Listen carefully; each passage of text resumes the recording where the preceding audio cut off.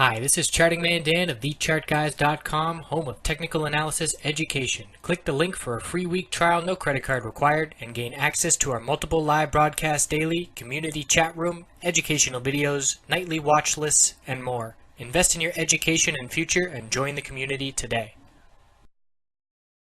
Looking at Facebook on the daily and weekly time frame, so confirming the bearish reversal candlestick, and it was pretty easy to see that we were going to see some further downside. The indications were number one, the big red Marubozu engulfing candlestick, the close at the low of the day suggesting continuation to the downside, the loss of the upper Bollinger Band support, no longer in breakout mode, and then we get the gap down open. We did fill the gap to the upside, but we closed down near the low of the day, and we're looking for further downside tomorrow.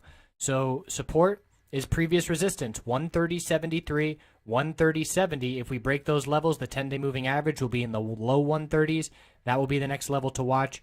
The close at the low of the day is very important to keep an eye on because that does indicate weakness into the following day.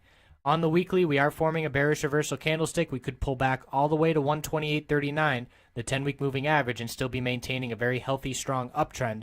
So the long-term bull is not really worried about anything.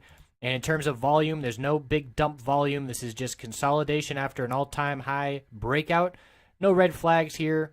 Keep an eye on that volume. If you start to see increasing volume and further downside, then it would become a red flag for the bulls.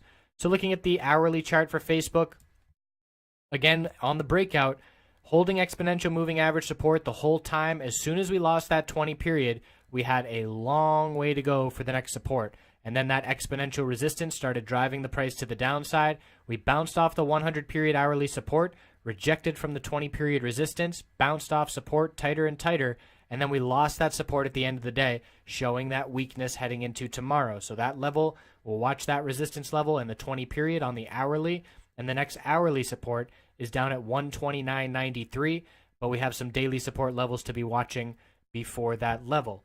So very clearly, the bears are in control of the short term for Facebook.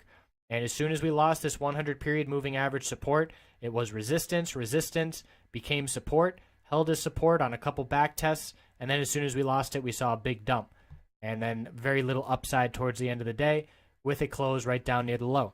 So we'll see what tomorrow brings. Again, the candlesticks, the hourly action, it all suggests a little bit further downside tomorrow. Keep an eye on volume as long as it's minimal.